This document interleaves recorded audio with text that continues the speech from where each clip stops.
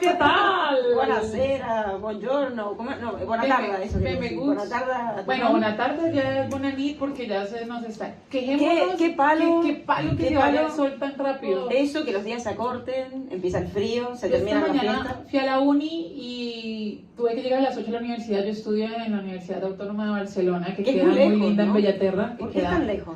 muy lejos. Y tuve que llegar a las 8 de la mañana. Y a las 8 de la mañana tuve que salir a mi casa a las 6 de la mañana. Y Nadie- a las 6 de la mañana estaba de noche. Nadie debería levantarse a las 6 de la mañana en este mundo. Es ilegal. Debería ser Es ilegal. ilegal. Es inhumano, yo diría que es inhumano, porque ilegal lamentablemente no es, pero es inhumano, ¿no? Es como levantarse de noche, tener que salir a buscar el metro con frío en el invierno. La vida es muy dura, ¿no? La vida del pobretario, del proletario. ¿Ustedes Si vieron el quiénes son? video. ¿Qué? ¿Y ustedes quiénes son? Nosotros. Es que hemos venido en plan queja, claro. Sí, Hemos venido- empezamos por el principio. Teníamos que quejarnos un poco. La queja hoy nos ha unido aquí y la frustración. Y Twitter, que es como, bueno, ahora vamos a hablar un poco. Pero para presentarnos somos Paola Fernández, filósofa, doctoranda de educación, y Florisa Franco, Y psicóloga. recientemente desempleada, empléenme, quieren ver clases particulares de filosofía. Que uno se queja del trabajo y cuando no tiene trabajo de no tener trabajo, ¿no? En estos Como- días veía un meme de eso, como yo con trabajo, llorando, yo sin trabajo, llorando, Llorando. yo buscando trabajo, llorando, básicamente. Claro. Y, bueno, yo soy psicóloga y, bueno, psicoanalista, esotérica. Hago tarot también, así que si quieren. No, qué bueno. Y le mandamos un saludo, porque a veces nos olvidamos de la gente de YouTube, pero un saludo a Joaquín, que hoy no está presente, un tertuliano habitual de acá, que se lo llevó Netflix, como decíamos recién. Netflix, no sé cómo sale así. Pero podemos Netflix. detallar en qué, porque es confidencial. Ah, sí, es verdad, porque es una serie que todavía no, Saldrá, todavía no no ha salido al mundo, que nadie sabe que va a existir, son nosotros. Pero bueno, en fin, aquí estamos, hoy nos une entonces la queja. Yo pensaba, decía, hay pocas cosas que unan más que la queja. Se me ocurría el humor y la comedia, la risa, digamos. Pero en la risa y en el humor también hay queja, o sea, hay una detección, de alguna forma, empecemos tochos. Hablando del humor, siempre obviamente voy a mencionar, hay un libro maravilloso de un señor de apellido Bergson, que se llama La risa, y en el se pregunta por qué sacamos esa mueca tan extraña, o sea, por qué buscamos socialmente reír. De alguna forma hay muchas más maneras de entrar dentro de una sociedad y nosotros utilizamos ese mecanismo que realmente es muy extraño a nivel, digamos, como adaptativo. Y entonces él empieza a establecer como por qué reímos. Y se da cuenta que cuando nosotros, de alguna manera, nosotros tenemos nuestra vida como dentro de lo cotidiano y mecanizado. Nosotros hacemos unas acciones que son cotidianas, nos despertamos, nos movemos, caminamos, andamos, hacemos ciertas cosas mecánicas. La risa aparece cuando se rompe lo mecánico, de alguna manera cuando irrumpe lo novedoso, irrumpe el acontecer, el algo que se da. Entonces, por ejemplo, ¿por qué nos da risa cuando la gente se cae? Porque no es normal que uno vaya caminando y se caiga en situaciones absurdas, y entonces lo que da risa, más allá de que el otro sufra, aunque también, es que se rompe de alguna forma el ejercicio mecánico del caminar. Exacto, como que hay algo que sorprende y que, exacto, se interrumpe la cadena lógica tal y como creemos que va a suceder, ¿no? Y por eso hay un libro de Freud que es muy bueno, es El chiste y su relación con el inconsciente. En realidad no es tan bueno, no es tan bueno. Es como un poco, está como un poco antiguo, ¿no? Un poco desfasado, pero está bien la idea, eso sí, porque aparte pone al chiste como una de las vías de acceso al inconsciente. Tenemos el sueño, el acto fallido, el lapsus y el chiste. Y estas siguen siendo las mismas, digamos, eso no ha cambiado, las vías clásicas de acceso al inconsciente, porque justamente el inconsciente se presenta como un corte en acto, es decir, como algo que viene a irrumpir y nos sorprende y nos hace pensar, de repente, ¿quién dijo eso? Yo quería decir Pedro, pero dije Pablo. ¿Por qué? O sea, ¿quién habló ahí? ¿Qué habló ahí? ¿No? Es como que esta cuestión que nos sorprende y nos hace creer que hay un otro dentro de nosotros. Eso es a lo que Lacan le llama un poco el inconsciente, ¿no? Como Y yo creo que también por eso es muy interesante que nos una la queja. O sea, de alguna manera, colectivamente, hay como un acto mecánico en el ejercicio de quejarse. Total, de hecho yo, para cerrar con lo de la comedia que tiene relación, yo en la pandemia me quejé muchísimo, chicos, me quejé muchísimo, o sea, me convertí en un ser insoportable, hasta para mí misma, ella ya me caía mal, era una persona que ya me caía mal, me quejaba de todo, de cada cosa de la cotidianidad, bueno, ni hablar de mi pareja, era de lo que más me quejaba, de mí, de la vida, de todo, Y en un momento me empecé a sentir tan molesta conmigo y dije, no puede ser, me parezco una vieja que se queja de todo. Y vi un taller de comedia y dije, me apunto, porque esto puede que me cambie un poco, o que al menos aprenda a transformar la queja en otra cosa, ¿no? Porque si no me sentía, y ahí vamos entrando en la queja, como que eso no me llevaba a ningún lado. Es decir, esa queja sí, bueno, era una especie de liberación, de tensión al principio, pero había un punto en el que no hacía nada con eso. De hecho, mi psicoanalista en un momento me dijo, bueno, tía, ábrete, o sea, no así, ¿no? Pero como ábrete un partido político, o sea, ya basta, ¿no? Como cortar ahí con la queja, porque uno, si bien la queja permite esa liberación de tensión, uno se acostumbra a veces a la queja y no para, ¿no? Es como un no parar. Y bueno, ese taller de comedia me sirvió muchísimo porque justamente de ahí venía la comedia, o sea, las cosas que nos quejamos, de lo negativo, de lo que va mal. Uno nunca se ríe de lo que sale bien y de las cosas perfectas o de la gente exitosa, sino de la falla, del que se cae de la silla, del que se equivoca o del que fuimos a un viaje y todo salió no como esperábamos, sino mal, no sé, de esas cosas, ahí es cuando aparece la risa. De la vida misma. De la vida misma. Ahora, bueno, la queja, la vida es queja, sí, en parte sí, porque claro, hay algo de la insatisfacción que nos constituye, ¿no? Es decir, si fuéramos seres completos, completamente felices y con un gran bienestar, bueno, evidentemente no habría la queja, pero tampoco habría la posibilidad de transformar nada, ¿no? Sería como toda una especie de infinito. Es que yo creo que ahí viene importante la distinción entre queja e insatisfacción, que la estábamos pensando. Y frustración. Y frustración, que es la otra palabra, porque la queja, etimológicamente, bueno, significa, vamos a hacerle la diferencia entre significado y etimología. Etimología viene de la raíz y lo que significa, pues lo que nos viene a decir la RAE, pero entonces etimológicamente viene cuasiar, que es golpear violentamente, sacudir con fuerza o quebrantar.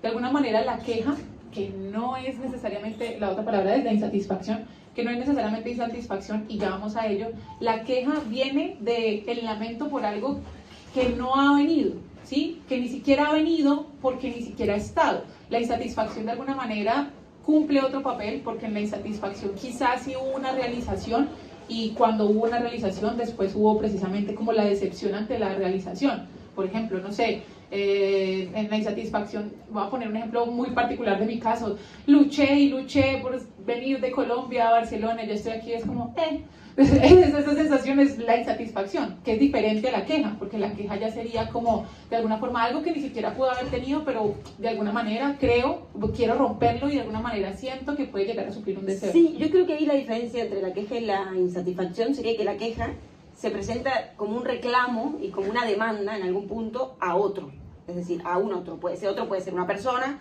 puede ser un presidente, puede ser una empresa, puede ser cualquier cosa, ¿no? Pero siempre hay un reclamo hacia algo, alguien ahí, como algo que se nos debería haber dado y no se nos dio, algo que alguien tiene y nos debería dar y no tenemos. La queja también tiene mucho de la comparación, el compararnos, mira a los demás, lo bien que les va y a mí no, o los demás que no tienen que levantarse a las 6 de la mañana para pillar el metro, en cambio yo sí, ¿no? Como esta cuestión de comparación con un otro que suponemos que tiene algo que nosotros no tenemos. Eso también me parece que tiene la queja. Y me interesaba el tema de la demanda, ¿no? Porque claro, el psicoanálisis, la demanda, se complejiza un poco, digamos. Es decir, un paciente viene y nos dice, quiero librarme de esta angustia, ¿no? O de esta tristeza que tengo, deme un medicamento, ¿no? Bueno, uno podría creer que esa es la demanda, que la demanda es darle un antidepresivo, por ejemplo, ¿no? Porque, bueno, que los psicólogos no podemos hacerlo, los psiquiatras sí, pero, bueno, pues va para psiquiatría, le dan la pastilla y ya se soluciona el problema, ¿no? Que fácil sería. Pero evidentemente, el psicoanálisis complejiza la cuestión de la demanda, justamente por lo que les decía antes, de que hay un inconsciente. Entonces, ¿esto qué hace? Que todos estemos un poco divididos y que lo que se demanda no necesariamente es lo que se quiere, y lo que se quiere no necesariamente es lo que se desea. Entonces, la demanda real, ¿cuál es? Quizá la demanda real de ese paciente que nos pide un antidepresivo es que lo escuchemos, o es que alguien le permita expresar el malestar que siente, ¿no? O como algo de otro orden, o otra cosa, o sea, no necesariamente el antidepresivo.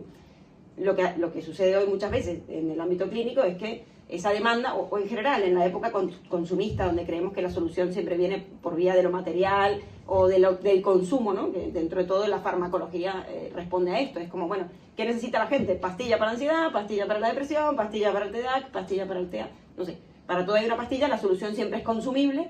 Entonces se responde a la demanda de una forma directa, como si la demanda fuese lo que realmente es. Pero Lacan va a decir, no, cuidado, que en realidad la demanda incluso puede ser lo contrario a eso que se está pidiendo, en eso que se pide. Y me parece muy interesante porque, claro, la cuestión aquí es que nosotros pensamos que demandar, quejarse o en su defecto sentir una insatisfacción, digamos, es como el modo de ir en contra o ser como disruptivo ante una sociedad terrible que nos demanda cosas o no nos da cosas que nosotros supuestamente merecemos. Pero el problema yo creo que, a ver, la filosofía como base nace de una insatisfacción por aquellos fundamentos que se suponían le daban sentido a la realidad. O sea, a la larga es la gran pregunta por el qué más allá de lo dado. Y en ese orden de ideas la filosofía nace de la insatisfacción, nace de hay algo más que se me escapa y voy a tender hacia. Por eso la palabra filosofía es amor a la sabiduría.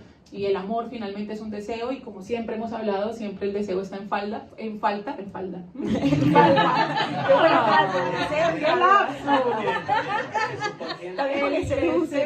también. El deseo siempre está en falta porque siempre el deseo es deseo de algo, es decir, nunca va a estar satisfecho porque siempre es deseo de...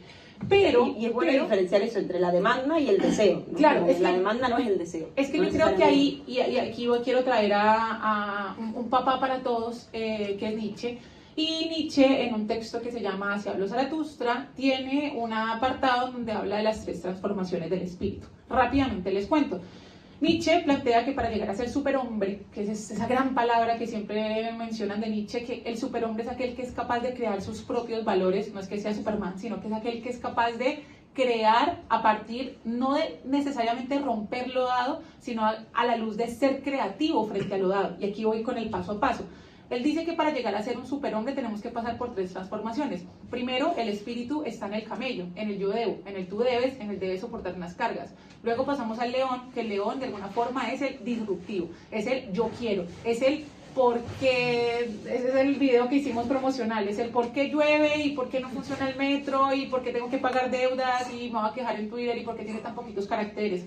Entonces, de alguna forma es el quiero romper pero con lo establecido, partiendo de lo establecido. De alguna forma, cuando solamente nos quejamos de lo que está, el león, por ejemplo, que dice que es que el espíritu adolescente no está proponiendo nada. A diferencia del niño, que aquí es donde me parece maravilloso como Nietzsche lo plantea, porque el niño crea valores nuevos. Hay una creatividad en el niño para poder no solamente quejarse, no solamente ir en contra, sino es capaz de producir unos valores nuevos, no desde cero, sino de alguna forma desde la creatividad y la proposición. Yo creo que el espíritu de la queja está en el león. O sea, cuando nos quedamos en la queja y en Twitter nos quejamos y en Instagram y en Facebook y vemos y nos quejamos y nos quejamos y nos reunimos con nosotros a quejarnos, me parece que es un primer paso para el cambio. O sea, yo creo que de alguna forma la queja moviliza la acción en tanto que hay algo que no se satisface y tenemos que movernos por deseo hacia otra cosa. Pero el problema es que cuando recibimos en la queja no hay una propuesta de alguna forma activa frente a aquello que nos insatisface. O sea, que nos insatisface. Ahí está eso. Yo no creo que la queja de base permita una transformación. Es decir, no creo que la queja tenga per se un poder de transformar algo.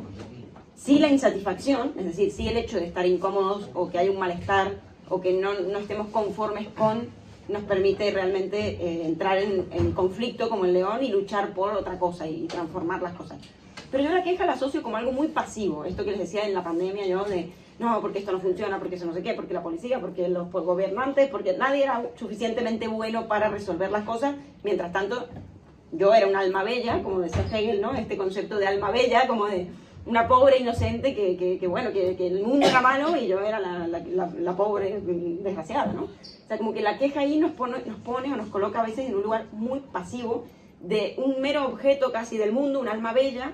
Me encanta el concepto de alma bella, como me suena como a esta cuestión ingenua. De hecho, Lacan lo retoma cuando habla del psicótico para decir que el psicótico, el paranoico en realidad, en algún punto es un alma bella que no reconoce que forma parte del conflicto contra el cual se subleva. Y esto nos pasa muchas veces con la queja, sin ser paranoicos, no necesariamente, pero esto de quejarnos de todo y entrar en conflicto y estar insatisfechos sin saber que somos parte de esta sociedad. Nos pasa mucho con el capitalismo. Todos hablamos, porque el capitalismo, porque yo la primera, ¿no? Pero vivir en una sociedad capitalista, no sé qué, pero después todos compramos Porsche, vemos Netflix, vamos a Ibiza. Vamos a Ibiza, que es una... Vamos a ver. Ibiza es una isla, no tiene nada que ver, no metas Ibiza. Perdón, persona que va Eso- 4 veces a Ibiza en verano. Lo que le pasó a Ibiza, y esto entramos en otro debate, es Guau, en los a ver. Matute, la familia Por los Matute. derechos de Ibiza. Psicoanálisis en Ibiza, amiga, eso nunca... Estaría bien. Ahí me tengo que hacer tarotista realmente. Va.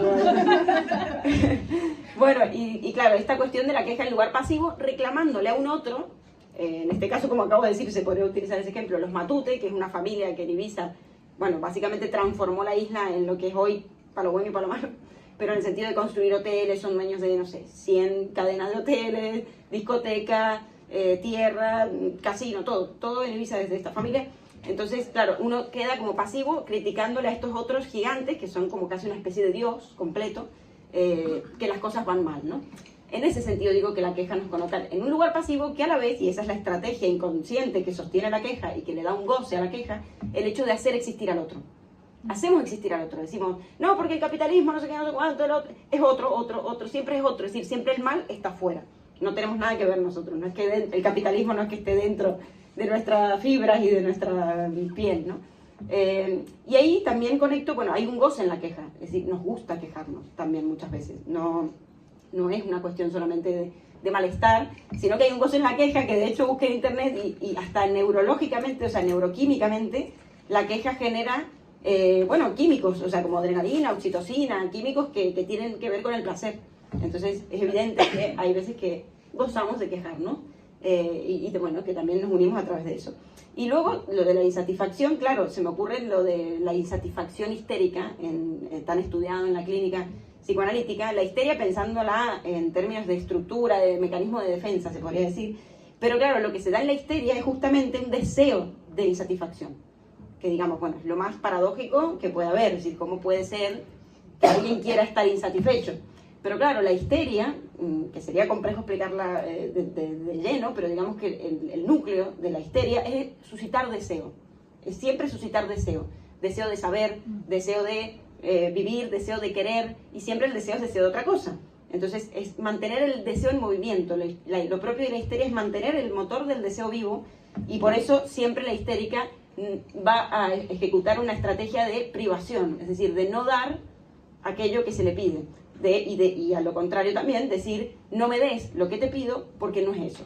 Que es lo típico que suele pasar a veces cuando uno dice, bueno, yo quiero, no sé, quiero que nos vayamos a vivir juntos, se van a vivir juntos, y ahora quiero el perro, y ahora quiero el hijo, y ahora quiero... Siempre No es sé, otra cosa, lo que ¿no? quiero, Claro. lo quiero ya. Claro, de ahí viene la pregunta del qué quiere una mujer, ¿no? ¿Qué quieren las mujeres?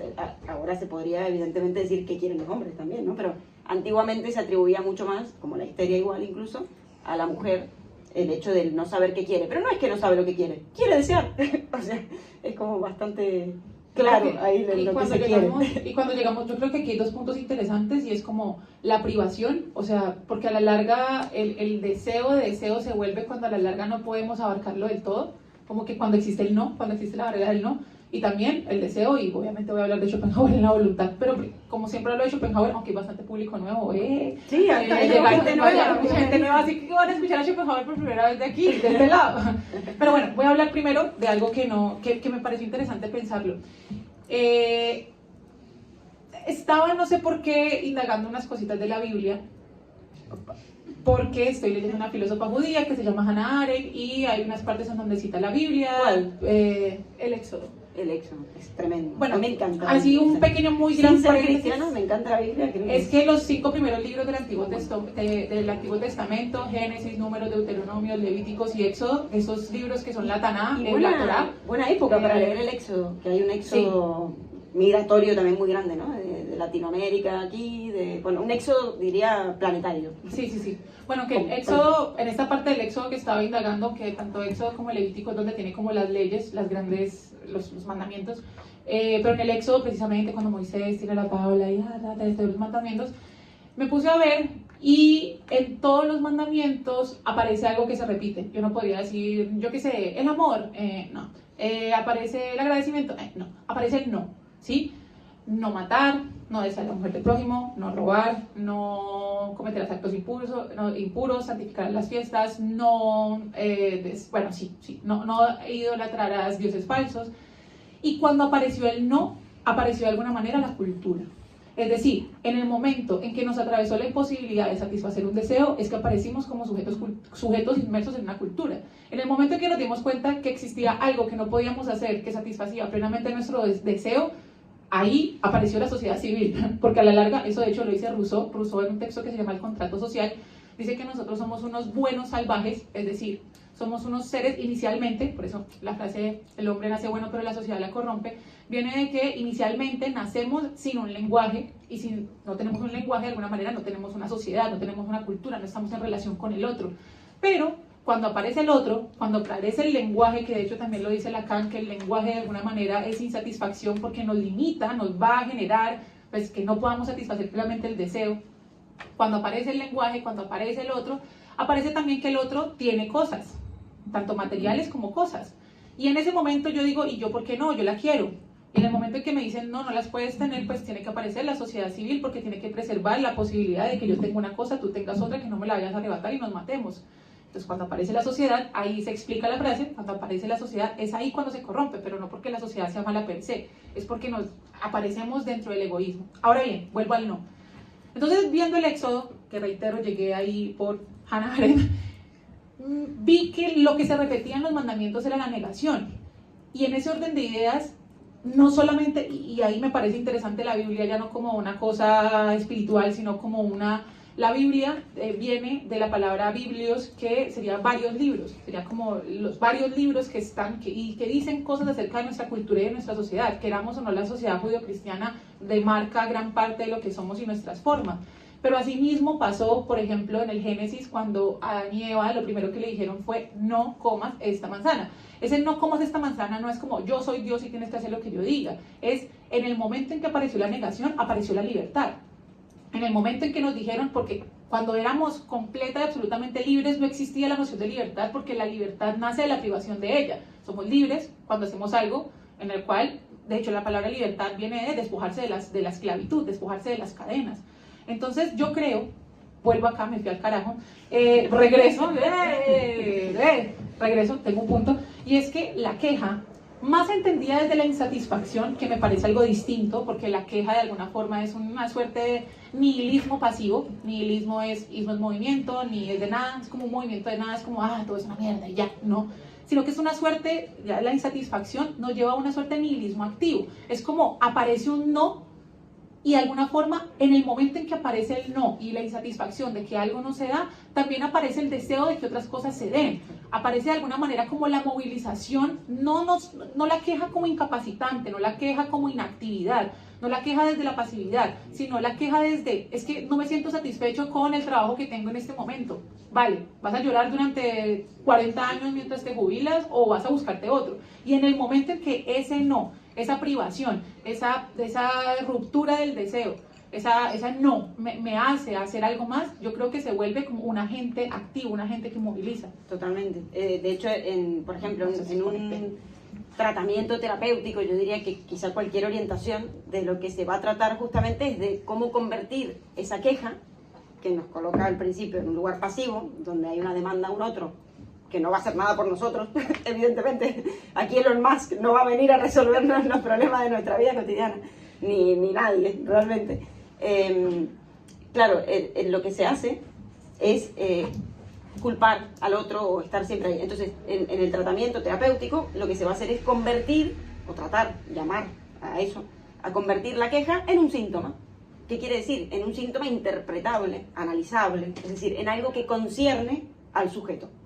Entonces, básicamente lo que se hace es un pasaje de objeto a sujeto, es decir, ¿qué tienes tú que ver en eso que te quejas, ¿no? ¿Y qué puedes hacer para cambiarlo? O sea, es muy básico, esto creo que, como les digo, cualquier orientación de la psicología hace esto, cada una desde su enfoque, cada una con sus herramientas y con sus...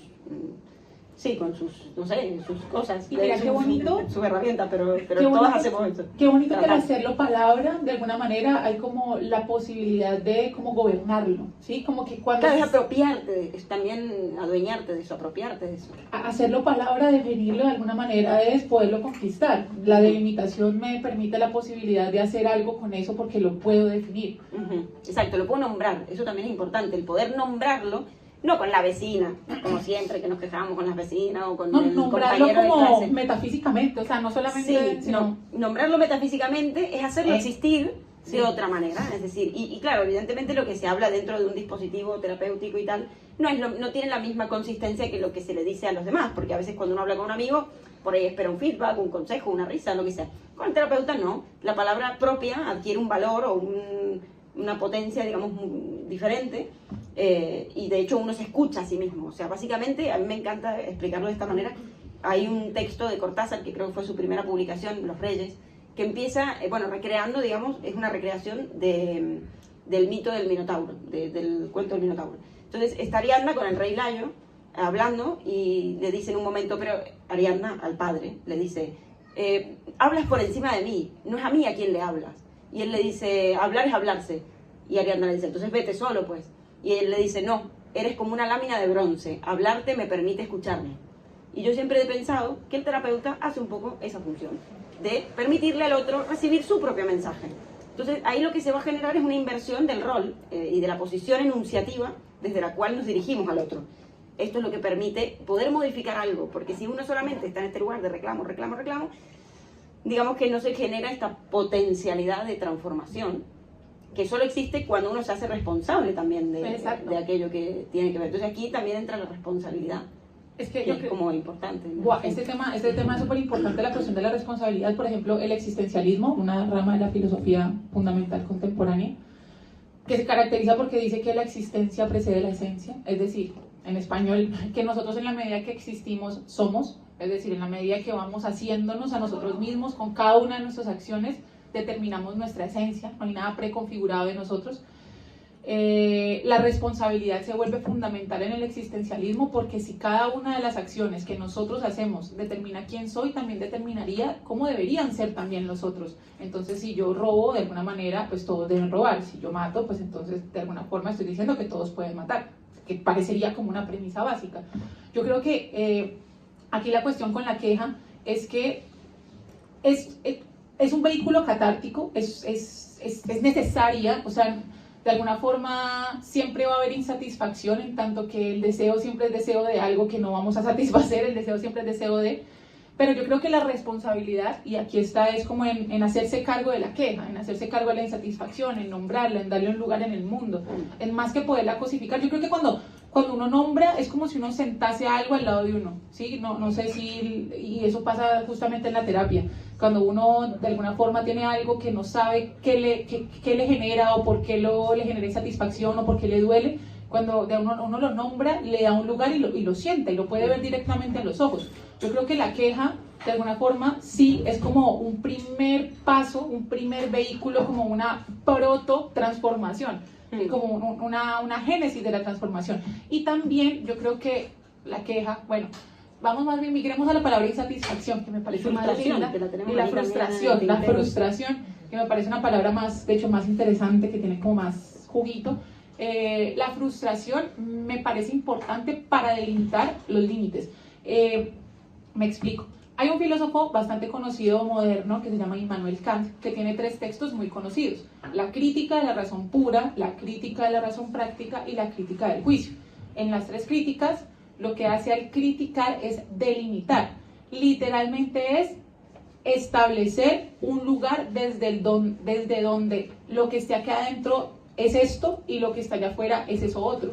Entonces, cuando dice crítica de la razón pura, está delimitando el alcance de la razón y qué no es razón, qué es sensación, qué es ética, qué es otra cosa. La crítica de la razón práctica es qué es ética y qué es razón. La crítica del juicio es qué es estética, donde habla de cuestiones de la estética, qué es estética, qué es el juicio, cómo determinamos qué es lo bello y qué no entra dentro del campo de la determinación de lo bello. Por ejemplo, la razón no entra dentro de las percepciones del arte. Bueno, eso es Kant. Pero lo interesante es la palabra crítica, porque la crítica delimita. Entonces, de alguna manera, cuando nosotros estamos insatisfechos, nos quejamos, cuando nos quejamos demandamos, pero también criticamos, estamos también estableciendo los límites de mi propio mundo. Si yo, por ejemplo, me quejo de los alquileres, estoy delimitando que no tengo cómo pagarlo. De eso hablamos el jueves pasado, sí. Estuvo muy buena esa tertulia, la queja. De eso es lo que más me quejo últimamente, el tema de la renta. Yo que me quedé sin trabajo, si quieren clases particulares de filosofía. Bueno, la frustración tiene que ver mucho también. A mí me encanta la crítica, solo paréntesis, me encanta criticar. O sea, me parece algo hermoso.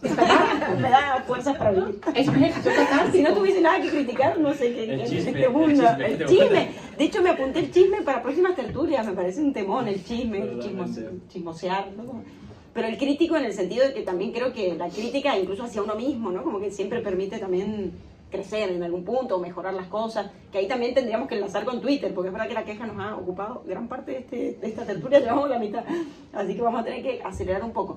Hoy en día Twitter de alguna manera es como el inodoro, el váter de las quejas del mundo, y es muy curioso porque Elon Musk cuando compra Twitter el año pasado, no, en 2022 creo, o sea, muy recientemente, entra a la empresa con un váter.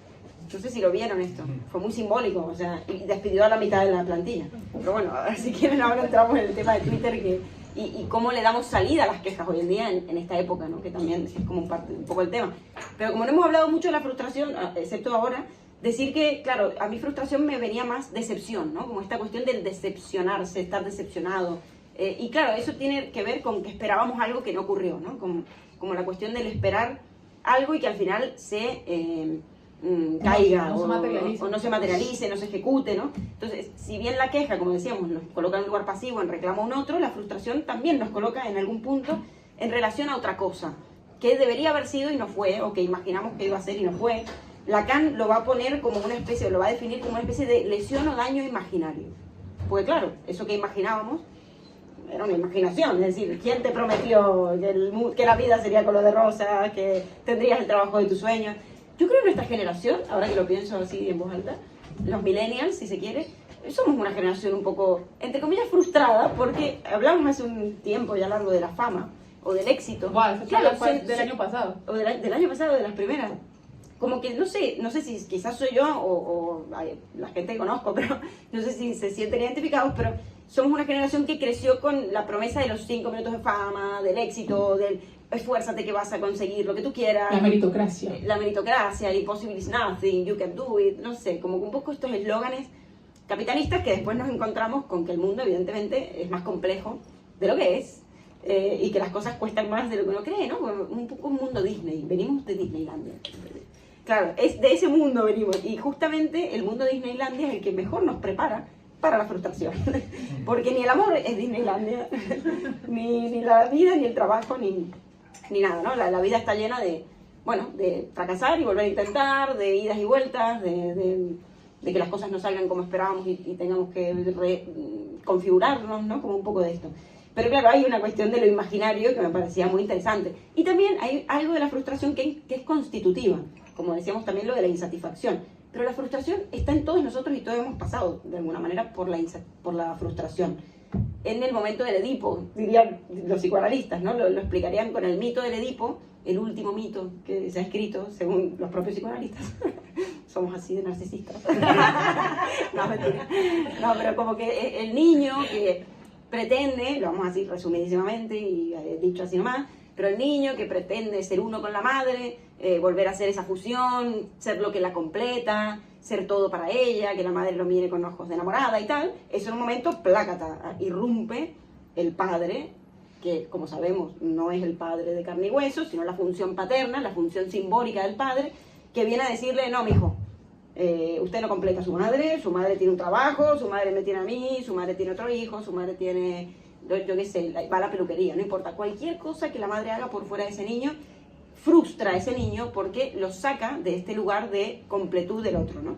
Entonces, esa frustración es sana y es constitutiva en todos nosotros, o sea, que todos hemos pasado por ahí y en el amor también nos encontramos muchas veces con frustraciones, porque a veces hay algo de todos que queremos, como tenemos esa ilusión de completud, la ilusión de la mito de mera los naranja. andróginos, claro. Este mito, esta idea de que nos completa algo que está en el mundo y que no sabemos qué es, pero está hecho a nuestra medida, viene de una interlocución que tiene, una participación que tiene un comediógrafo griego en un texto de Platón llamado El Banquete, y se llamaba Aristófanes, y estaban haciéndole en el banquete un encomio, una alabación, una oda al dios Eros, y decía que inicialmente, este mito dice que inicialmente los seres humanos eran una figura esférica, que la esfera era la figura perfecta para los griegos, sobre todo Pitágoras lo estableció inicialmente porque no tiene como fin, no acaba. Era una figura esférica con 2 cabezas, 4 brazos, 4 piernas y pues ambos tipos de genitales. De hecho, había genitales, bueno, serían pene, vagina, otro pene, pene, o sea, eran 3 tipos de andróginos. Y en algún momento, precisamente por su belleza, retaron, o más que retar, le dijeron a Zeus que eran perfectos. Y Zeus pues dijo, ah, sí, tan perfectos son, pues los divido. Entonces finalmente la búsqueda del amor es volver a la condición originaria, no desde el romanticismo, sino desde el dolor, porque estamos rotos, estamos partidos a la mitad, estamos buscando esa otra cosa que va a hacer que volvamos a nuestra condición primigenia. Y eso es muy doloroso. Y aquí vamos a el sufrimiento. Y para hablar de sufrimiento, obviamente vamos a hablar de Schopenhauer. Hay un filósofo llamado Arthur Schopenhauer, muy interesante, muy bello, muy bonito, con unos peletes aquí que todo el mundo lo reconoce, que escribe unos textacos que se llaman El mundo como voluntad y representación, y dice básicamente que el mundo se da bajo nuestra representación. Y es que nosotros tenemos algo llamado la voluntad. La voluntad, que después Freud lo plagió y le llamó pulsión. Le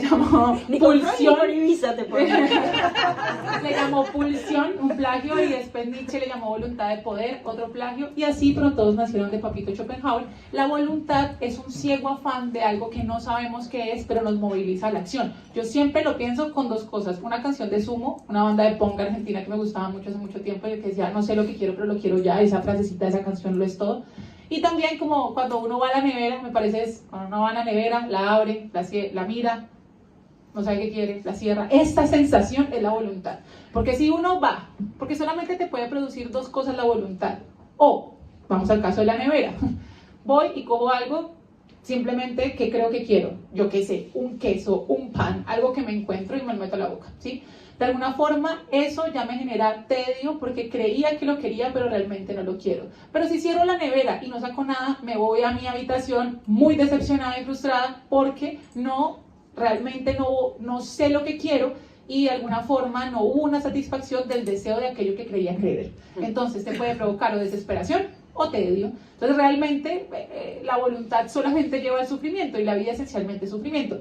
Ahí nos quedamos muy tristes, aunque yo siempre trato, cada vez que hablo de esto de la voluntad, darle como el apellido, porque Schopenhauer, como para no dejarlo tan huérfano y dejarnos así como todos tristes, porque Schopenhauer propone más que unas salidas, unas formas para asumir la voluntad. O sea, la voluntad somos esencialmente voluntad.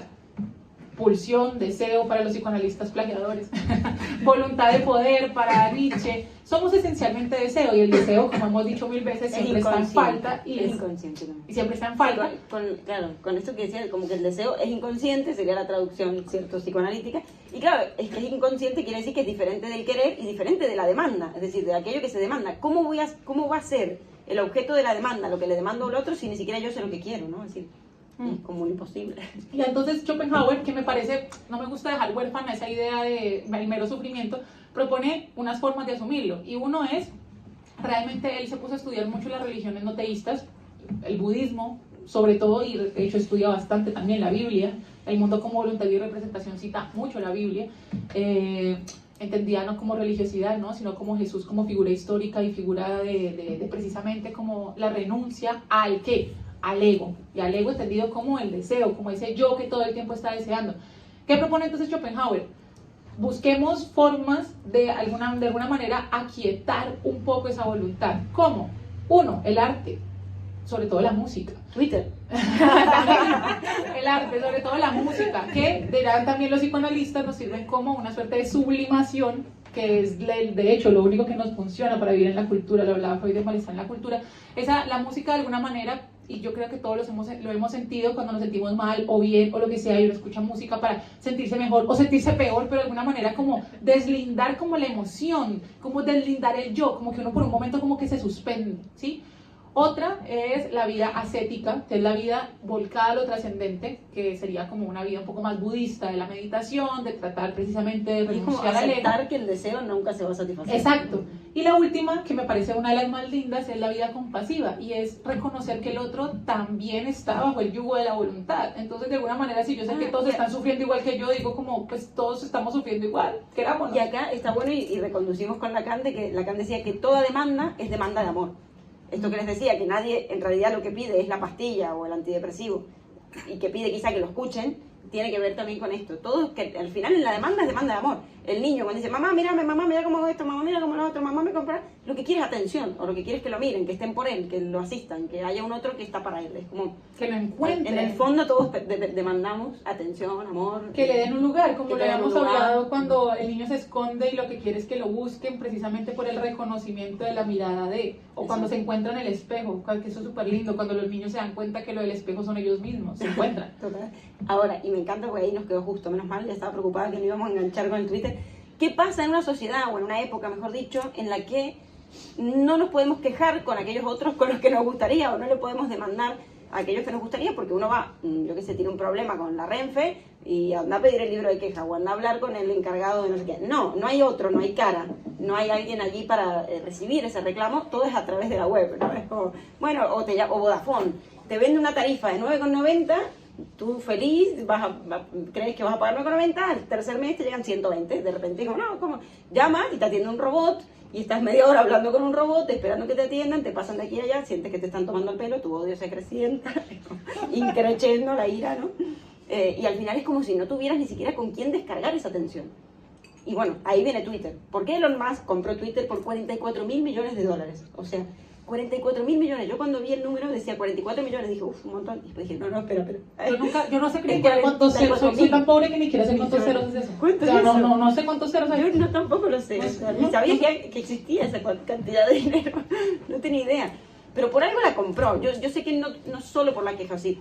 Por un lado está la cuestión de Twitter, como este inodoro, váter de toda la mierda del mundo, en el sentido de que uno vaya a descargar ciertas injusticias, ciertos reclamos que nadie escucha. Entonces como que una manera de sacarlo al menos, ¿no? De visibilizar nuestra insatisfacción con algo, una empresa, una situación ecológica, lo que sea. Pero también está evidentemente la cuestión de la información, es decir, se ha convertido en un medio que en realidad lo que es un medio informativo en el momento, es decir, es como la manera de estar quizás más informado a nivel instantáneo. Pero bueno, la cuestión es que lo compró por esta cifra astronómica sin ser rentable. Qué misterio, ¿no? ¿No les parece curioso? Pues cuando nosotros no pagamos por algo, nosotros somos el producto de aquello que no pagamos, evidentemente. Nuestra transparencia, la Byung-Chul Han en un libro que tiene ese mismo nombre, La Sociedad de la Transparencia. Nuestra transparencia realmente es monetizable, porque pues nosotros nos hacemos vitrina, y hacernos vitrina es vendernos finalmente a quien va a hacer que consumamos aquello que no consumimos desde Twitter, pero consumimos por Twitter. Así que nosotros somos el producto. Sí, eso es de las redes también. Y bueno, algunos decían que era para que Donald Trump pueda volver a ganar las elecciones. Wow. Porque no sé si se acuerdan, pero cuando Elon Musk, se me confunden, es que son parecidos en algún punto. Son bastante amigos. Después tiene un tercer atentado terrorista, ¿quién sabe? Cuando Trump, no sé, cuando Trump hizo lo del asalto del Capitolio, justamente la represalia que tuvo fue justamente que se canceló su cuenta de Twitter. En ese momento no era Elon Musk el dueño. Elon Musk lo compra después, ¿no? Entonces, como que bueno, también aquí entra la cuestión de hasta qué punto hoy en día las represalias no vendrán también, incluso por parte de este tipo de empresas que tienen el poder sobre nuestra posibilidad de expresar nuestros malestares, porque si no, ¿quién nos escucha? Y que también insta el odio. O sea, yo creo que también una cuestión compleja es que la queja colectiva también se vuelve una queja homogenizante. O sea, un enunciado muy chiquito. Kant tiene un texto que se llama ¿Qué es la ilustración? Y en él dice que somos mayores de edad cuando nos atrevemos a pensar por fuera de nuestro maestro, cuando pasamos de la heteronomía moral a la autonomía moral, al todos pensamos, al yo soy capaz de responsabilizarme de mí mismo. Y eso él tiene una expresión que es sapere aude, que significa atrévete a pensar por ti mismo. ¿Qué pasa con la queja colectiva? Que la queja también se puede volver homogenizante. O sea, a veces nos quejamos de cosas que pues sí, el precio del alquiler es una cuestión de lo que nos debemos quejar, y que todo esté con un contrato temporal, Eso nos debemos quejar, evidentemente, pero hay otras quejas que se vuelven homogenizantes, que se vuelven colectivas, que realmente hay como un espíritu de, ¿por qué? Porque sí, porque qué Sí, pereza pero todo. a veces cuidado, y me lo digo a mí misma también, pero cuidado con que la queja no haga justamente que no hagamos nada para Exacto, cambiar las cosas. exacto. O sea, que nos quedemos solo en una mera queja de, ¡guau, mira el precio del Vamos a alquiler! quemar las inmobiliarias. Claro, exacto, ahora mismo. Ya, todos Eso desde es aquí una nos vamos excusa a quemar. Todo, vamos a tumbar Fotocasa, idealista, surrealista. Necesitamos, ¿cómo se llama la gente esta? Hackers, Sí. que nos ayuden. Claro, bueno, y lo loco también es que Elon Musk, hablando de la libertad de expresión, compró Twitter con el eslogan de que él quería justamente fortalecer o al menos resguardar la libertad de expresión. Y en el momento en que lo hace, entra a la empresa al día siguiente, como el jefe, evidentemente, el dueño de la empresa, con el váter, que es simbólico esto, y despide a la mitad de la plantilla. Y permite que se compre la verificación, ¿no? Que eso tiene también un influjo en lo que creemos como, ay, es legítimo lo que está hablando alguien. No, compró la verificación, lo puede decir cualquier pendejo, como Wikipedia. Y bueno, dejaría para el misterio y el debate un poco estos motivos, ¿no? De cuál es también el trasfondo de esta aplicación, o de esta página, ¿no? Y por qué este hombre pudo haber estado tan interesado en tener el poder sobre este medio de expresión de la libertad y de la insatisfacción. La censura.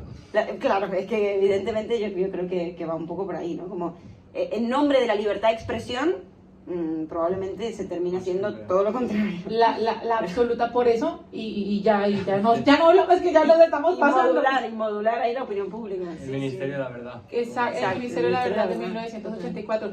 Claro, si desaparece el no, entre comillas, desaparece la negación, desaparece el límite, y realmente si desaparece el límite, la libertad no existe. La libertad no existe sin la falta, sin la prohibición. La mera libertad no es libertad, no es nada. Y con esto lo dejamos. Bueno, gracias y vamos al debate. Gracias. El debate.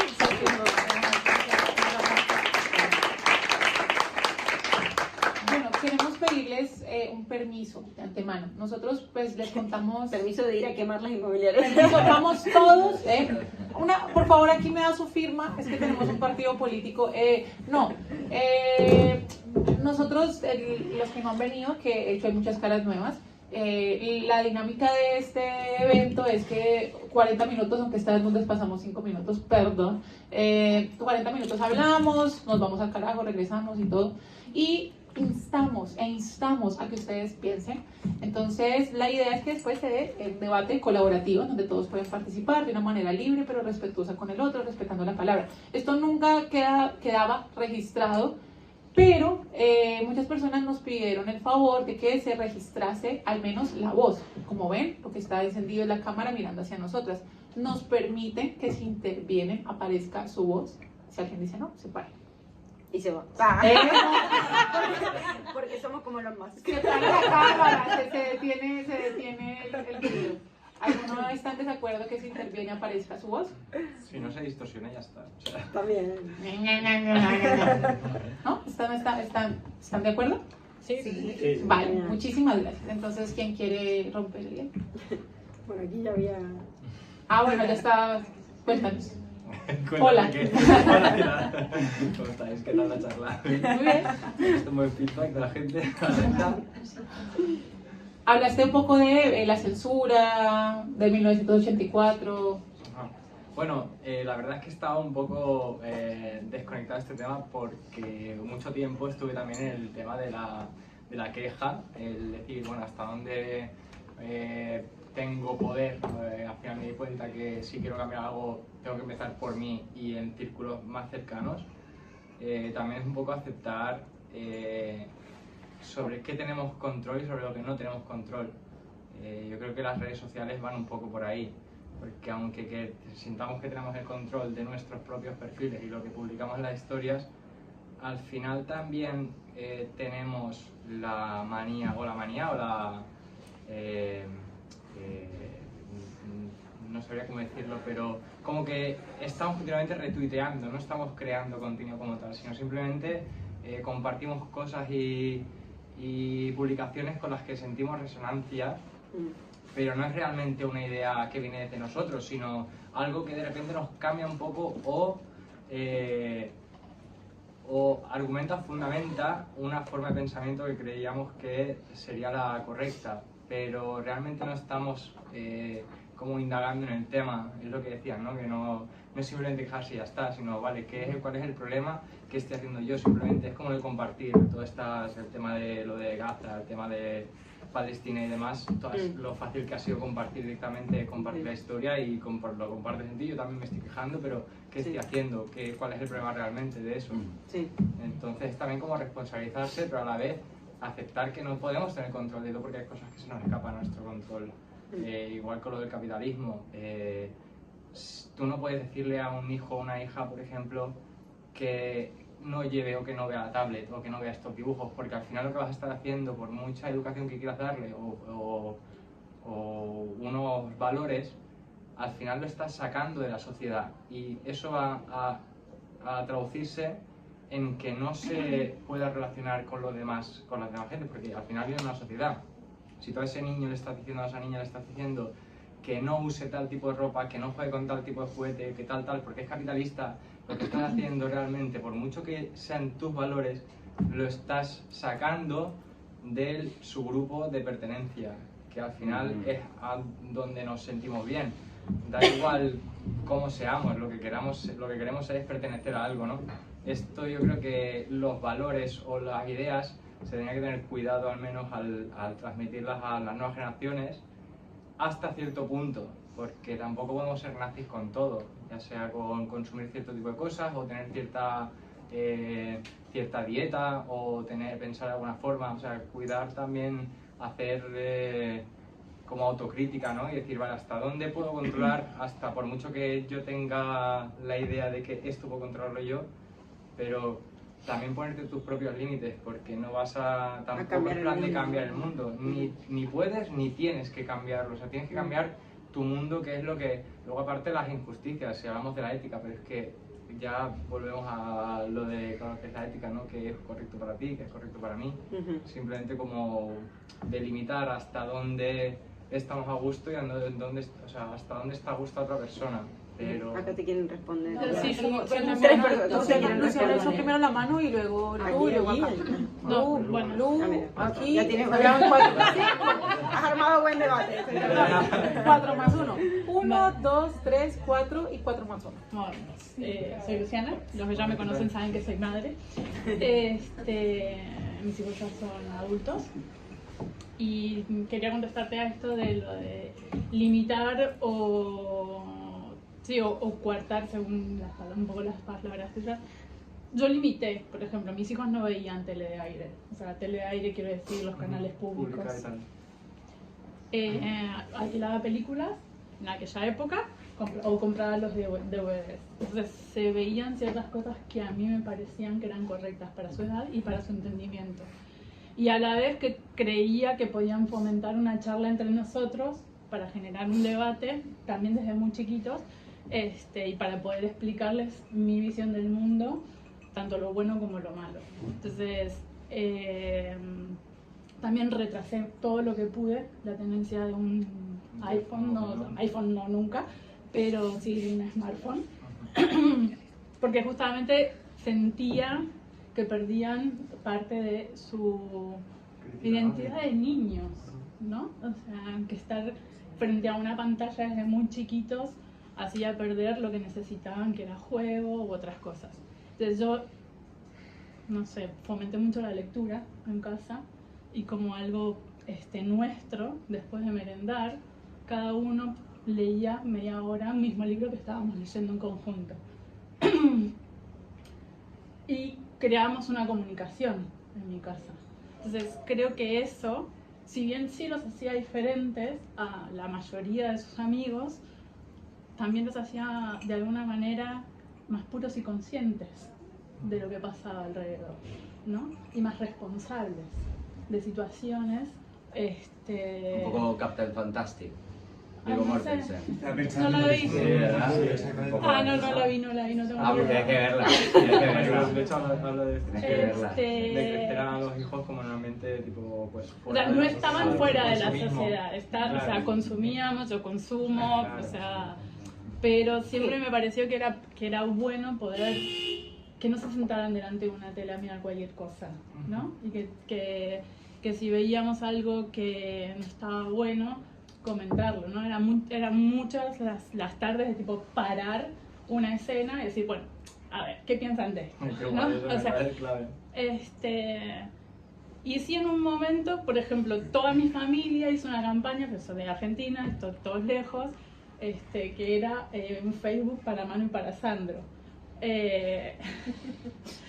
Y yo todavía tardé un año en ponérselo, ¿sabes? Entonces, porque sabía todo lo que puede haber de negativo atrás en las redes sociales, sobre todo cuando sos un niño que no tenés la capacidad de decidir o de separar las negatividades, ¿no? O sea, cómo sos consciente de no absorber y creerte todo lo que te dicen, ¿no? Entonces quería fomentar con el pensamiento crítico desde nuestra propia comunicación.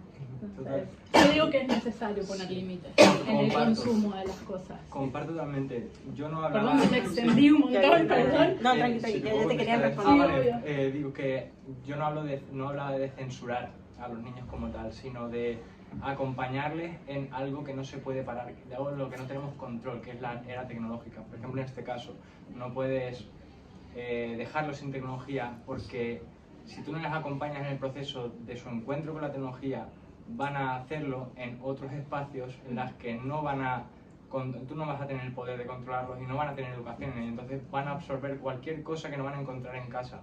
Claro, pero ahí está el tema del acompañamiento y de los porqués, ¿no? O sea, si vos prohibís es una cosa, pero si vos explicás, claro, ¿no? el Es acompañamiento como es hay la una clave. diferencia. Claro, no es Ahí atrás entenderlo, ¿no? también quieren, digo porque seguro que enriquece más la Pero, conversación. ¿cómo has visto tú que hayan avanzado tus hijos?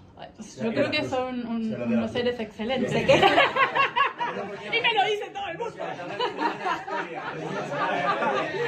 Salieron psicópatas. Puso en Instagram que tengo unos hijos increíbles, ¿no? Puso en Instagram unos recuerdos ahí increíbles, ¿no? Que están a nivel de frustración, de sociopáticos, o sea, ¿cómo van de No, a ver, por ejemplo. Son influencers. Igual hay efecto rebote, o sea, no sé, solo Ya. curiosidad. No, yo creo que lo fundamental en mi casa fue la comunicación. O sea, que ellos se sintieran cómodos comunicándose conmigo en cuanto a lo que sentían, en las frustraciones sobre todo. Han entendido y o sea, ahora retrospectivamente tienen 22 y 24 años, o sea, son adultos. Aprecian que haya hecho eso, de alguna manera, porque no se sienten iguales a todos también, que eso, o sea, los diferencias los hizo capaces de entender un montón de cosas y no seguir al rebaño en un montón de cosas. Esa gregarización que decíais ahora de compartir. Una queja colectiva. Hay una... Pero, por ejemplo, el mayor ama Twitter. Que hay Pero muchos... sí, pues se va a ir el... Sí. Sí, a ti. No, que lo mío era mucho más cortito. Iba para otro lado, que era más en base a cómo se termina volviendo, a cuál es la respuesta a esto. Porque vos decís, bueno, la queja puede ser el puntapié de crear, ¿no? Entonces, después, algo que decía él en base a qué es lo que se puede crear y termina siendo siempre, y ahí entro yo en conflicto con lo individualista, porque termina siendo como, bueno, yo cómo me tomo esto yo, cómo soluciono esto yo, y no como algo de, bueno, si Elon Musk compra esto, que no tiene un rédito económico directo porque va a controlar la información. Entonces esto es colectivo. Claro, Sí, la verdad es que todo lo personal es político, realmente. Esa frase me parece esencial de la feminista contemporánea, que en este momento se me escapa el nombre, pero bueno. Sí, ¿no? pues la Flora Tristán, que en sí, principio sí, está atribuida a Flora Tristán. que es Pero peruana. lo personal es político, en tanto que política viene de todas las dinámicas de poder que se establecen, no solamente desde el gobierno hacia el ciudadano, sino dentro de estas mismas dinámicas hay micropoderes, hay una microfísica del poder, diría Foucault, así que sí, ahí hay poder.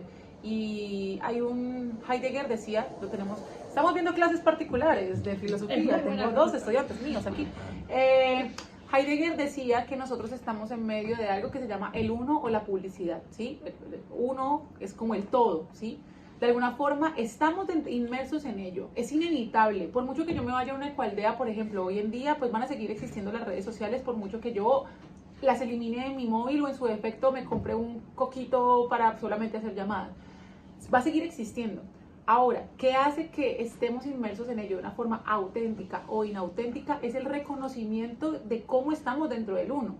Ahí eso es lo que hace, hay una palabra, eso es una otra parte, pero eso hace al Dasein, que el Dasein es esta cosa que soy yo cada vez que soy yo, que es diferente al Dasman, que es cualquier otra cosa, que es un ser que no es capaz de reconocerse a sí mismo. ¿A qué voy? La sociedad que nos circunscribe hace que existan determinadas formas en las que nos relacionamos, sí o sí. Existe, bueno, hoy en día la televisión, precisamente, algo de la sociedad de hoy en día, la televisión está bastante mandada a recoger, solamente lo ven nuestros papás y nuestros tíos, la televisión poco se consume por los jóvenes, pero realmente, no sé, existen las redes sociales, existe YouTube, existen los youtubers, existe Yados, o sea, existen este tipo de dinámicas. Ahora, que existan no está mal o bien en términos morales, la cuestión es cómo nosotros nos reconocemos dentro de eso. La cuestión no es si elimino o no Instagram me va a hacer más o menos consciente, es la manera en que me reconozco dentro de ello. Entonces, realmente yo creo que el ejercicio pedagógico, de hecho hoy lo veía en una clase de pedagogía, cuando apareció el no, también apareció la cultura, y cultura en griego también es paideia, y paideia traduce cultura y educación, como al mismo tiempo. O sea, cuando aparecimos como cultura apareció la educación, y la educación es fuerte, pero coarta, porque de alguna manera establece unos límites. Y los límites se vuelven necesarios para la demarcación. Nosotros si no tuviéramos un límite realmente ni siquiera ocuparíamos un espacio. El ego, el sujeto se construye dentro del límite, el cuerpo mismo se construye dentro del límite. Yo creo que el no es importante dentro de las dinámicas o sea, y en ese orden de ideas es importante que en algún momento, por ejemplo, a un niño se le quite el móvil o que no crezca con pantallas. Bueno, en fin. Sí. Y habían más intervenciones. Así que habían dos más, de momento. Cuando tú estabas hablando sobre el camello, el león y el niño, la observación que hago interior, yo hago con un poco de contexto, yo trabajo con adolescentes, y entonces encuentro en la queja el despertar de la adolescencia, el despertar a esa identidad. Entonces, de algún modo, la queja también es un despertar a lo que se nos da, que se supone que tenemos que ser, y la voluntad de lo que no queremos. Entonces, con todo esto, porque estaba muy animada de venir a esta tertulia, porque yo soy muy antiqueja, o sea, yo no me quejo, no sé, me llegan tarde y nunca me quejo, o lo que sea y nunca me quejo. ¿Te estás quejando ahora? Sí, sí. Me quejo de no quejarme. Me quejo de no quejarme. Entonces, veo en el análisis de cómo la queja es tan importante para también aprender a identificarse.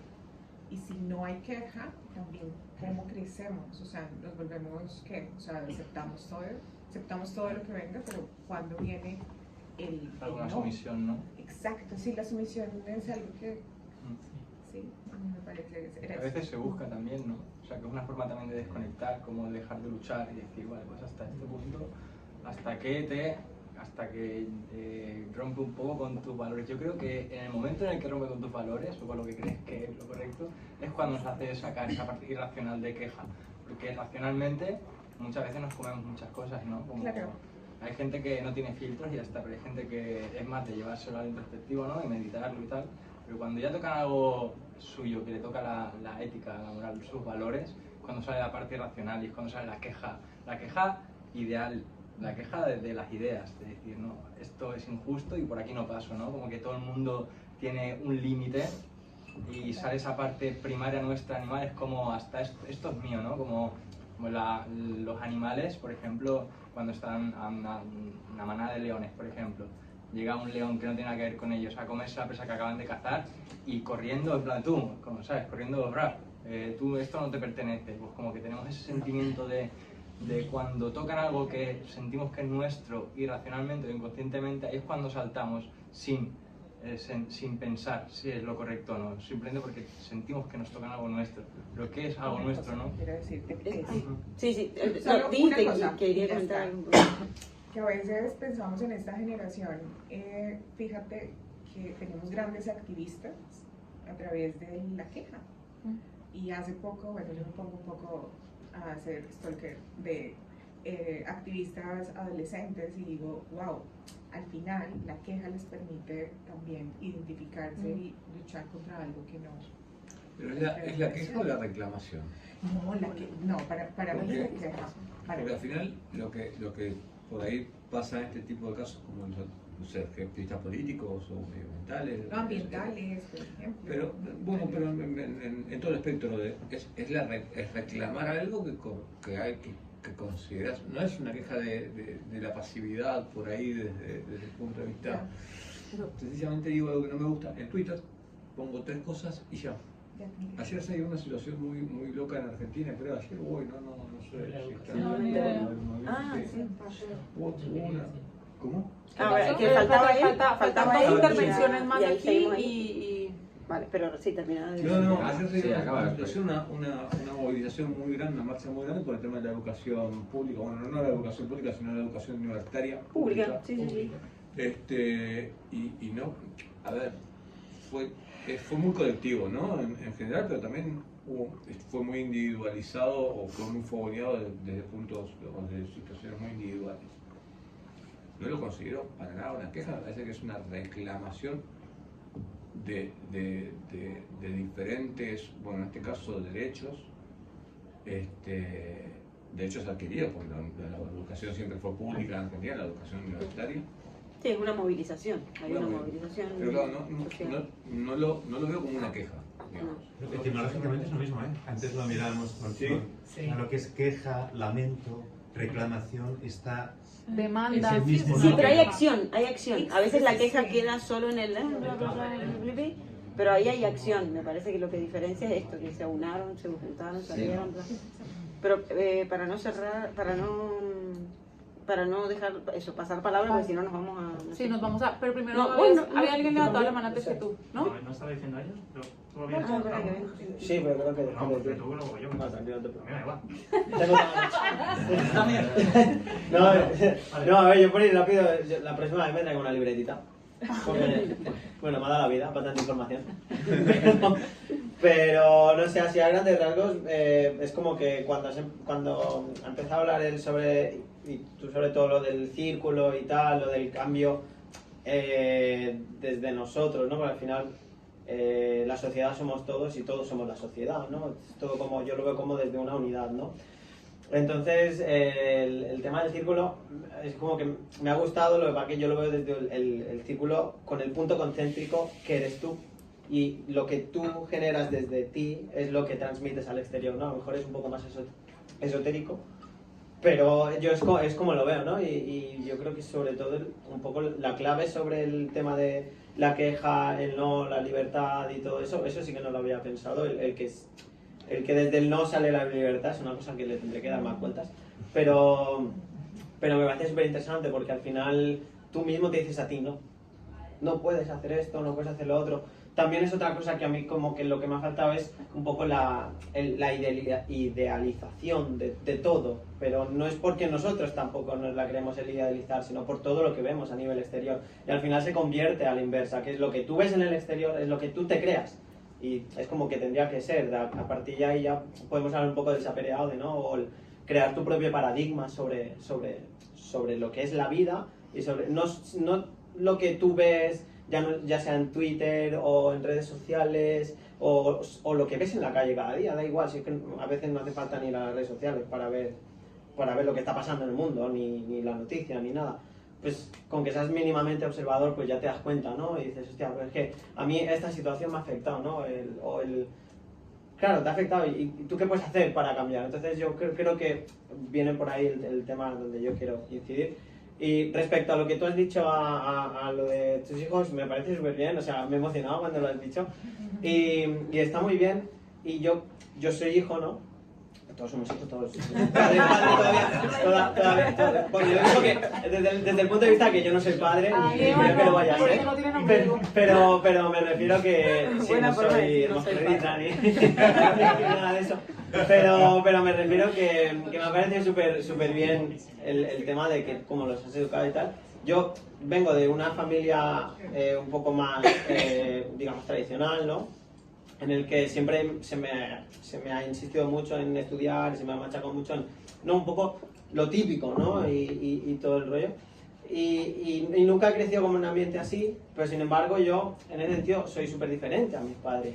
quiero decir que muchas veces tampoco va correlativo el que tú quieras o te empeñes en no o en el sí o en potenciar una cosa, porque al final es la libertad también del niño, ¿sabes? Y eso muchas veces, yo creo, no soy padre, vuelvo a decir, y por eso no lo seré, porque me costaría mucho de gestionar, que no guiar bien a mis churumbeles, ¿no? Yo qué sé, ¿sabes? En ese sentido. Y luego, pues no sé, además se hablan más cosas, pero yo creo que ya. Muy bien. Víctor. Bueno, lo primero de todo, eso que lo mismo que dice, me parece súper interesante, yo que soy más joven que él, espero. Bueno, yo creo que me darías una alegría. Pero vale. No, está súper bien, de hecho me veo muy falto a mi alrededor de gente joven que haya pasado por esa situación que tú has prohibido a tus hijos. Porque se nota un montón esa cercanía cuando los tratas como otro humano, no más cercano a ti, como más adulto, o cuando los haces evolucionar de esa manera, ese punto crítico y eso, a mí lo veo muy falto a mi alrededor. Y por ejemplo, mi padre hacía exactamente lo mismo que tú dices. Cogíamos series de estos de la calle, no me dejaba verla, llamaba la caja tonta a la tele. No me dejaba verla, y bueno, no es que no me dejara verla, yo la podía ver, ¿eh? Lo que pasa es que sí que es cierto que me instruyó de forma que no, y eso es lo que más le agradezco de mi infancia, o sea, esa parte que me ha hecho ser así ahora. O sea, yo no sería así, sería como muchos otros jóvenes que yo me encuentro hoy en día que a mí no me acaban porque no, aparte porque no encajamos, que no está eso no, se nota que no se ha vivido, no existe, ¿no? Y bueno, eso por ahí. Punto número 1. Otro punto era el de Twitter, que yo creo que Internet, como Jung lo diría, se ha transformado en lo que es la sombra del ser humano, que es un arquetipo, que es donde todos echamos nuestra mierda, pero la sombra está ideada para reflejar lo que tú echas en ella, porque si no se va a transformar eventualmente en tu adversario y no te va a dejar avanzar jamás. ¿Qué pasa? Que Twitter es simplemente un cagadero en el que nadie se ve reflejado y además es instantáneo. Y lo echas y luego te piras y se acabó. Pues yo creo que no es una herramienta para verse reflejado porque no se ha educado a la gente como para que esta herramienta sea algo para verse reflejada en ella. Y lo último que además va con esto es lo que has dicho de 1964. Hay una parte al final de todo, cuando se habla del gran hermano, que ya descubre que el pavo este que parece que era su colega, no es su colega. Cuando hablan del tema del idioma y del doble pensar, No, en este momento de la vida tenemos que hacer leyendo. A ver, requisitos para entrar aquí, debe ser. Lista de libros. El spoiler caduca en algún momento. Sí. Cuando hablan del tema del doble pensar y hablan de lo del lenguaje, a mí eso me dejó muy loco, lo del lenguaje, porque básicamente en el libro se habla de que tergiversan el lenguaje para que ya ni siquiera en tu propia cabeza puedas traducir las cosas que te gustaría decir o cómo te gustaría actuar, porque ya de inicio no puedes traducirlas porque no existen en tu vocabulario. Pues Twitter, con el tema de acotar los mensajes, incluso acotan el odio, o sea, aunque tengas odio, te lo acotan. No puedes ni siquiera odiar del todo, ni puedes... Odiar en 140 caracteres. Pero al fin y al cabo es como no lo sueltas todos, como que te tienes que parar ahí. Yo nunca lo he hecho, ¿eh? Pero me lo imagino de esa forma y además tiene que ser muy frustrante. Sí, parece que puede, sí. Pero en esa vorágine así y además con las cosas que se dicen en internet, que se cambia el vocabulario, hay nuevas palabras, un montón de tonterías, además me recuerda esa acotación del lenguaje que se hace en 1984 que literalmente se transforma en el brainwashing ¿no? De la hostia. Que además es una cosa que me da mucho miedo porque ¿cómo cojones te das cuenta de que te estás volviendo más tonto a través del lenguaje? Si es tu lenguaje, o sea, es como tú te comunicas y como tú traduces tus pensamientos al mundo, es la forma perfecta de volverte mongol. Me da mucho miedo porque ¿quién me dice que no me lo han hecho ya? Ahí yo tengo dos puntos yo tengo dos puntos que no es para decir que no, porque estoy de acuerdo, pero al mismo tiempo es como para problematizar. Voy a poner un caso muy particular. Yo vi muchísima televisión y no estoy diciendo que soy la mujer más inteligente del mundo, para nada. Estoy diciendo que soy una mujer crítica, consciente, que decidió estudiar filosofía porque no se preocupó por sus finanzas y le hubiese gustado decirle a la niña de 17 que estudiar algo mejor. Y de pronto por ocio filosofía, pero bueno, estamos aquí. La cuestión es que yo vi mucha televisión. O sea, yo me crié con Betty la Fea, Café con Aroma de Mujer y un montón de novelas colombianas. Yo me crié con Messenger, yo me crié mandando besitos y zumbidos. Sí. Y digo, creo que la mentalidad, estamos un poco millennials, me carga esta millennial. Pero a lo que voy es que yo creo que la mentalidad crítica, y por eso me gusta tanto esa definición de Heidegger, no necesariamente es estar aislados del uno, es que no es posible, es estar dentro del uno siendo consciente. A ver, yo amaba internet, amo hasta el sol de hoy internet, si alguien me llega a seguir en mis redes sociales no hago más que publicar pendejadas, en mi red personal.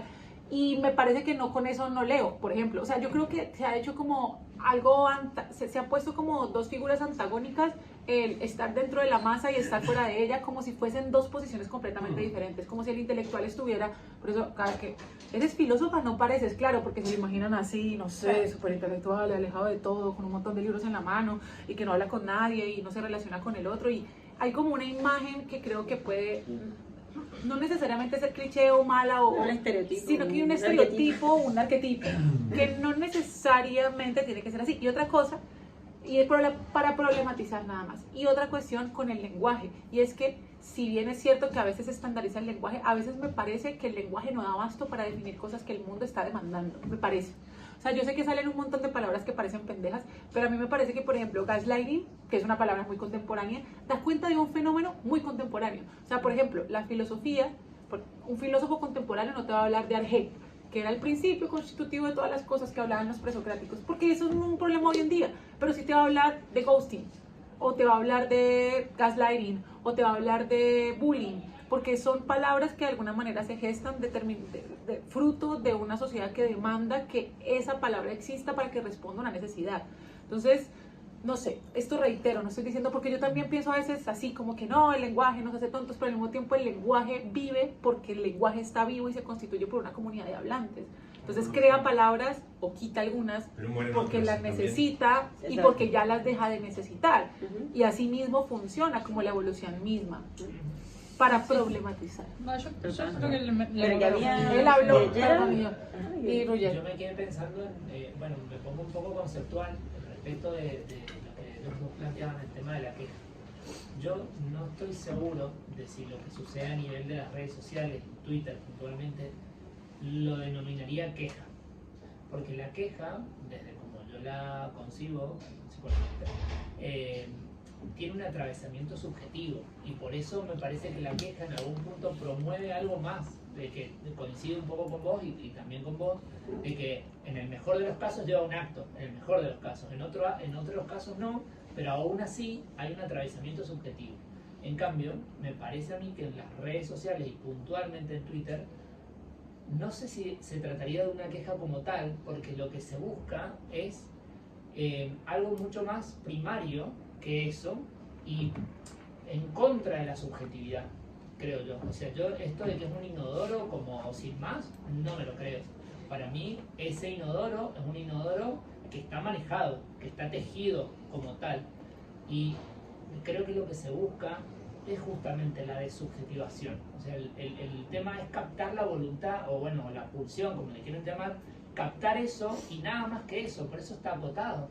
Y por eso también es como la cuestión de como una masividad de descarga, ni siquiera de queja. Es como, bueno, esto es lo que a mí me sirve. Después lo que vos hagas con ese odio, o lo que vos hagas con eso que te quejaste de la renta, o si no te gusta esto, no me interesa. Me interesa que sigas reproduciendo esa voluntad, por así decirlo. Como que un mercado de la queja, ese mercado de la reproducción, de ni siquiera de la queja, de lo más primario de la queja, podríamos decir, que es esta pulsión de muerte que no para de intentar decir algo. Me hizo pensar en eso. No lo había pensado por eso. ¿Y cómo se consume eso? Eso es lo más loco también. Eso, claro. Porque además te permite retroalimentarte, ¿no? El retweet, eso voy a decir, el retweet. A mí me encanta lo que te estás quejando y yo le sumo algo. Pero a la vez también descabeza, porque claro, a mí no me importa ya si vos te dejaste la renta, ¿y qué te parece? Si podemos reunirnos, no me importa eso. Dejate más. Seguí ahí, simplemente reproduciendo eso, que eso es lo que a mí me alimenta como empresa, digamos, para poder obtener algo de eso. Que bueno, si lo vemos a gran escala, tiene que ver con el capitalismo y demás, pero es un poco eso, es la reproducción en sí, no la queja. La queja, hay un atravesamiento subjetivo para que la queja ocurra. Y también está la queja de la queja, que vos decís algo y yo no estoy de acuerdo. Bien, pero sigue siendo queja. También creo que este tipo de queja es lo que por un lado nos hace sentirnos que formamos parte de un grupo, cosa que es importante dentro de las sociedades, y también cómo señalamos al otro, cómo nos diferenciamos de la otra edad. En Twitter ocurre constantemente, o sea, retuiteamos, somos leones retuiteando lo que dicen otros leones, no hay niños ahí que de alguna forma accionen para cambiar las cosas y que al retroalimentarse anulan un poco algo que yo creo que es fundamental, que es el juicio crítico. O sea, tener la capacidad de conocer tanto un lado como el otro y poder tener la capacidad de discernir bajo tus propios valores y nuestras propias experiencias, porque ahí sí que somos uno, como individuo, aunque formemos parte de sociedades, y podernos distinguir de ello. No sé si me he explicado bien. Sí, sí. Sí. Es una cuestión, hay una cuestión de, para no dejar ahí, porque cuando por ejemplo Kant habla del sapere aude, habla de lo importante, no solo que de hecho es el espíritu de la ilustración, lo habla en un texto que se llama ¿Qué es la ilustración? Y el sujeto ilustrado no es aquel que romper las cadenas es romper algo que ya existe, porque es que de la nada nada sale. O sea, nosotros no podemos pensar en aquello que nunca hayamos pensado antes, en tanto tenemos una cultura, un lenguaje que nos atraviesa y por ende somos en un mundo, heredamos un mundo que se nos ha sido dado y estamos proyectados en ese mundo en el que existimos. Y en ese orden de ideas es imposible decir yo pienso algo completamente nuevo. Y en ese orden de ideas hemos tenido siempre maestros, no solamente el maestro de la escuela y el maestro de nuestro padre y nuestra madre, tenemos los maestros de todas estas figuras que de alguna manera nos hacen. La idea de la mentalidad crítica no es ser simplemente algo único, y ese cuento de la unicidad dice siempre distinto, me parece un mercado de la unicidad. A través de un imperativo categórico. No, exacto, es que eso voy a lo que justamente a lo que dices, a reafirmarlo, y es sí ser consciente y crítico, y saber que eso partió de algo que fue, pero ser capaz de ser consciente y crítico partiendo de alguna manera, algo que me gusta de la filosofía, el patricidio constante, matar al padre, matar al maestro. Y ahí es verdad, la queja es muy diferente, me parece a mí, al juicio crítico. No sé, yo creo que el juicio crítico tiene una reflexión, y hay un paso más, una elaboración. Pero para que haya juicio crítico tiene que haber sujeto, eso de entrada. O sea, si no hay sujeto, no hay ni juicio crítico, ni razonamiento, ni nada. Definamos el sujeto. Y creo que para mí, o sea, y lo más grave o quizás lo que más miedo me da por ahí a veces es que estas redes sociales masivas no promueven esa subjetividad, van en contra de esa subjetividad. Y eso a mí... Y no promueven el juicio crítico. Y bueno, pero como claro, quedarte con la queja y lo demás me importa un huevo. Sería bueno, desde ahí en adelante, ¿no? Sí. Que ya está pensado desde 180 caracteres, tampoco podés... No, ni siquiera puedes producir el odio como dijo él, porque si vos, no sé, te explayás en el odio, en algún punto hay algo de eso que te va a tocar. O que aparezca el niño, como decía ella, ¿no? El tema de, claro, que 180 caracteres que pero yo sí que creo que en este tipo de escenarios es el caldo de cultivo perfecto para que se dé el juicio crítico. Hay un psicólogo que se llama Philip Zimbardo, que en su libro El efecto Lucifer, no sé si lo conocéis, es maravilloso. Bueno, habla un poco habla un poco sobre la sistematización de determinados hechos históricos. De hecho empieza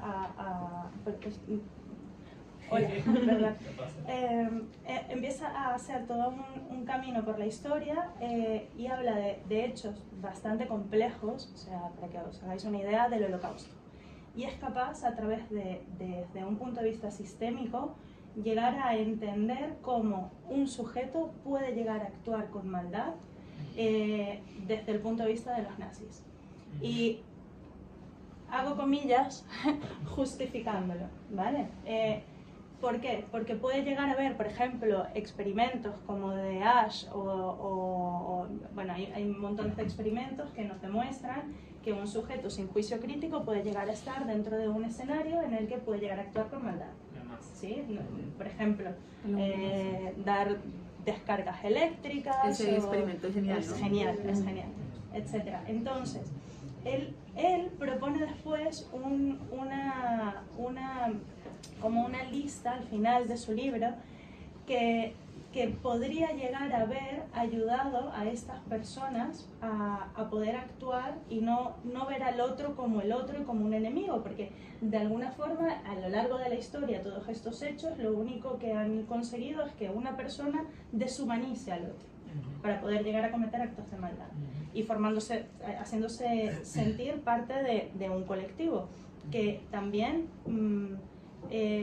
apoyaba que esto se hiciera. Y al final del libro, os hago el resumen, de lo que habla es que la forma en la que podemos llegar a poder pararnos frente a esto es teniendo un juicio crítico. ¿Cómo fomentamos el juicio crítico?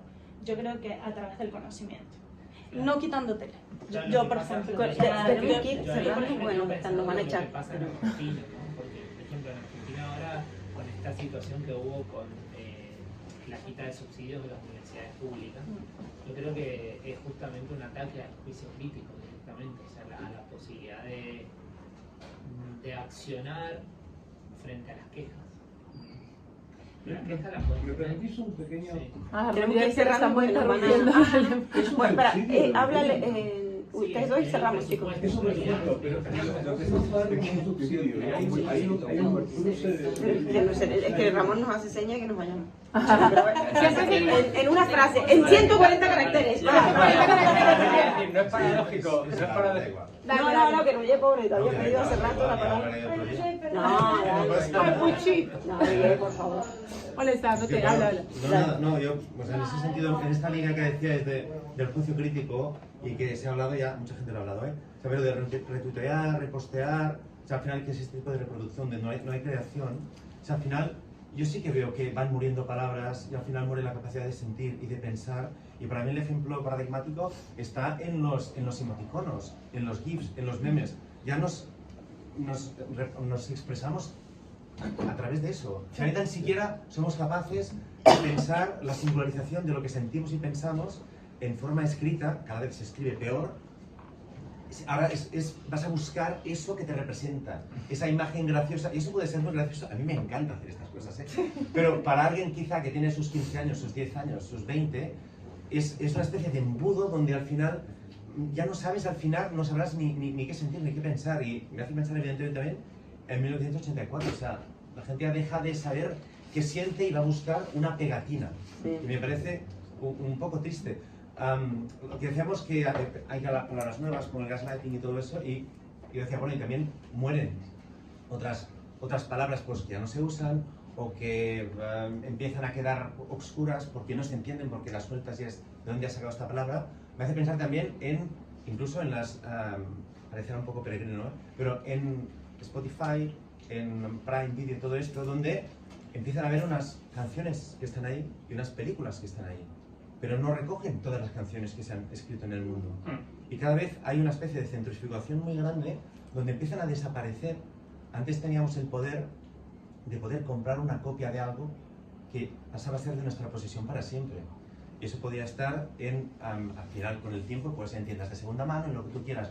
Tú podías buscar tus propios referentes, tener tu propio universo y ser singular, porque eso existía. Dentro de 50 años habrá unas canciones que habrán desaparecido, porque Spotify ya no los está reuniendo, porque están desapareciendo ya, o sea, no están porque no tienen su interés, por lo que sea. Lo mismo pasa con películas. A cabo de 2 meses, un día Dios, esta película se va a vela. Igual no volverá a estar otra vez. Yo el otro día quise ver Monster, que ha ganado un Oscar con Charlize Theron, y no está en ninguna plataforma. O sea, dentro de... Y son hechos culturales que desaparecen. Pues hay unos intereses detrás que al final también mandan qué vamos a ver todos y qué no vamos a ver. Y eso es muy peligroso. Sobre todo y que no vamos a ver. Todo eso. Total. Porque desaparece, o sea, no se puede ni adquirir. Está en el espacio digital, virtual, abstracto. Solo para terminar, este despertar de conciencia que dice esa chica que ahora se ha ido, despertar de esta identidad, que por ahí también la compañera, que también se ha ido, comentaba, pues, que en este momento de la queja es cuando empieza la existencia. Me parecía muy cartesiano.